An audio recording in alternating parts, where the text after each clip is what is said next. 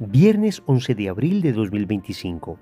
Tres mensajes del Evangelio de hoy, tomado del Evangelio de San Juan, capítulo 10, versículos del 31 al 42. En aquel tiempo, los judíos agarraron piedras para apedrear a Jesús. Él les replicó: «Os he hecho ver muchas obras buenas por encargo de mi Padre. ¿Por cuál de ellas me apedreáis?». Los judíos le contestaron: «No te apedreamos por una obra buena, sino por una blasfemia, porque tú, siendo un hombre, te haces Dios».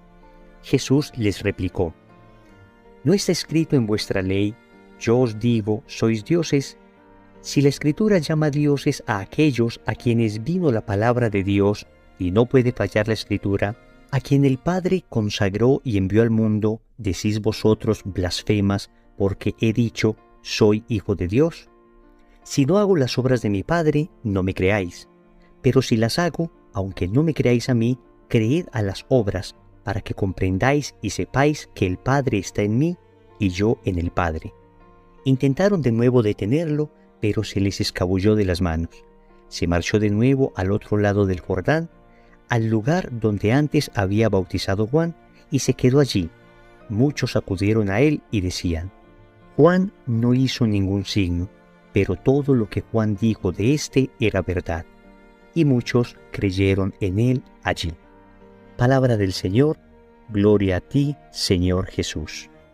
Mientras más nos acercamos a la Semana Santa, más intensos se vuelven los debates que Jesús tiene con los judíos y más fuertes son las razones que ellos inventan para matarle.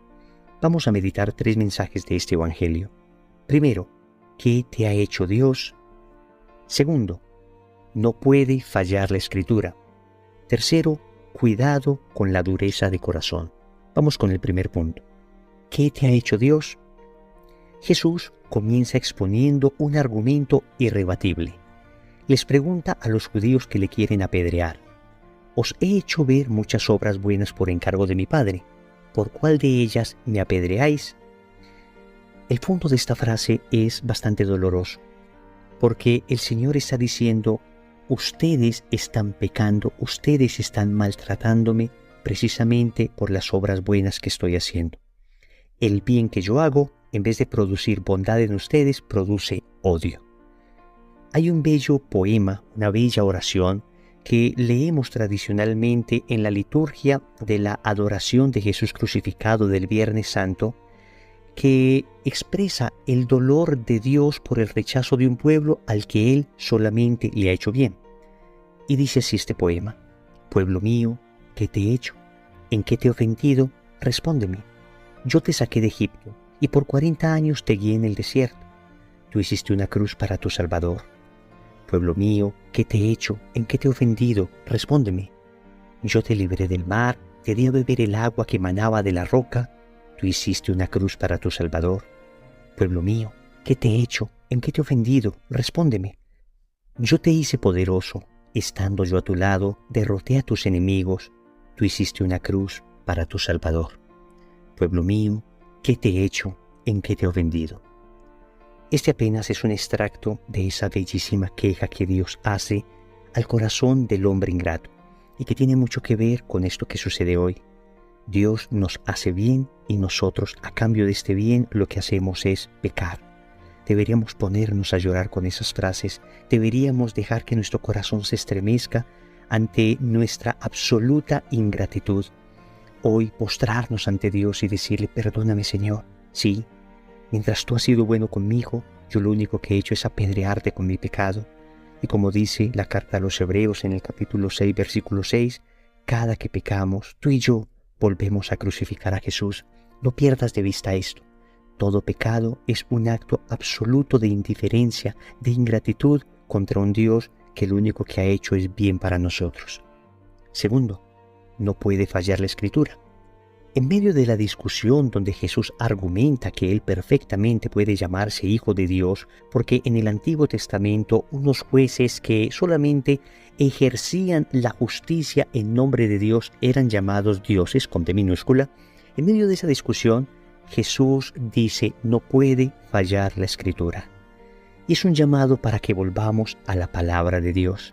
Estamos tan pendientes de lo que dicen los hombres, Estamos tan pendientes de lo que dicen las noticias. Estamos leyendo permanentemente los labios de aquellos famosos, de aquellos ídolos de la farándula, pero en cambio la palabra de Dios, que es eterna, ni la leemos. ¿Por qué la palabra de Dios no puede fallar? Porque es precisamente Dios el que la pronunció. Y Dios no se engaña ni engaña a nadie. ¿Y cómo sabemos que Dios la pronunció? Pues es que es una palabra que se cumple. Cuando vemos la vida de Jesús, vemos el cumplimiento preciso de profecías que se hicieron muchos siglos atrás. Una palabra que se cumple tiene que ser palabra de Dios.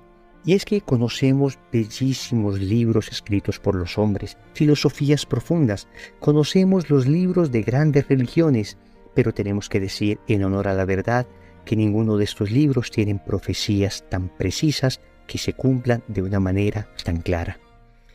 Y es que la Biblia no puede ser palabra del hombre porque lo que nos pide la Biblia jamás se lo hubiera inventado el hombre.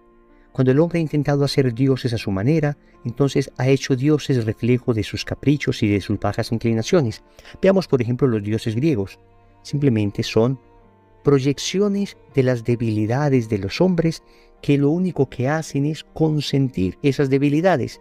Son dioses del placer, dioses del poder, dioses del dinero, dioses que de alguna manera se ajustan muy bien a nuestra debilidad. Pero en cambio, lo que nos enseña la palabra es todo lo contrario. Mientras nuestra debilidad nos dice que cuando alguien nos hace algo nos debemos vengar, la palabra nos enseña que hay que perdonar siempre. Mientras nuestra debilidad nos dice que si te gusta a alguien, pues puedes quitársela incluso a tu prójimo, la palabra nos dice que debes respetar la mujer de tu prójimo. Cuando nuestra debilidad nos dice que cuando tenemos rabia podemos explotar en ira, la palabra nos dice que debemos ser mansos y humildes de corazón.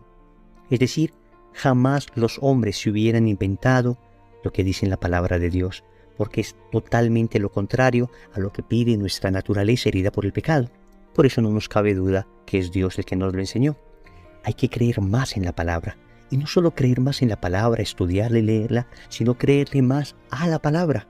Si es una palabra que se cumple, entonces cuando leemos textos que nos invitan a la confianza en Dios, cuando leemos, por ejemplo, que Dios dice: busca primero el reino de Dios y su justicia, y todo lo demás se dará por añadidura. Cuando leemos esto, entonces debemos creer.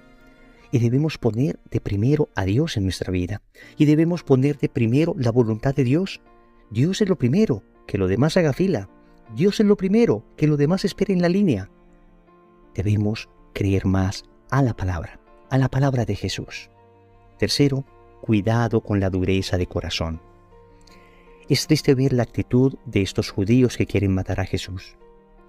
Jesús ha obrado milagros patentes frente a ellos, milagros que ellos no pueden negar. Jesús ha actuado con absoluta sabiduría, les ha invitado 1 y 1000 veces a la conversión, y esto, en vez de acercarles a Jesús, les ha alejado. En eso consiste la dureza de corazón. Aquello que debería acercarnos a Dios termina alejándonos de Él. Y muchas veces nosotros podemos ser así. Dios permanentemente está tratando de conquistar nuestro corazón. Como dice en el profeta Oseas, con lazos de amor, con cuerdas humanas, nos atrae hacia Él. Y nosotros pareciera que mientras más nos atrae y más hace cosas para conquistarnos, más duro se vuelve nuestro corazón y más nos alejamos de Él. Pensemos, por ejemplo, en todas las bendiciones que Dios nos da frecuentemente, que deberían acercarnos a Él. Nuestra salud, la condición económica que tenemos, nuestra familia. Y muchas veces lo único que hacemos es alejarnos más de Él. Conozco personas que reciben una muy buena bendición económica y esto en vez de llevarles a amar a Dios, a acercarse a Él, a ser más generosos, en cambio se alejan de Dios, se vuelven más soberbios, más prepotentes. Ahorita hice una frase que me impactó mucho. Si mejora tu condición económica, no mejores tu estilo de vida, mejora tu nivel de caridad.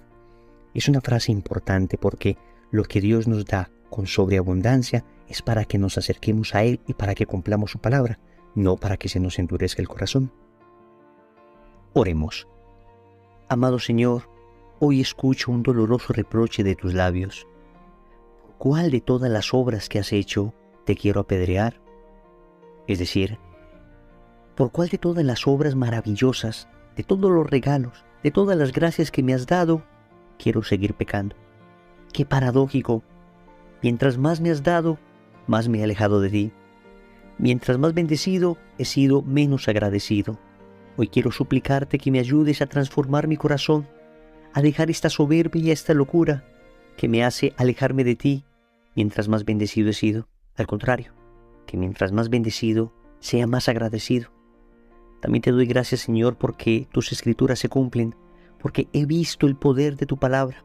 Concédeme la gracia de creer más, de creer firmemente, de creer con todo el corazón, para no ir a caer en la dureza, precisamente en la dureza de corazón, para no ir a caer en la testarudez de la mente, sino al contrario, que todo lo que me enseñas sirva para tener un corazón de carne como el tuyo.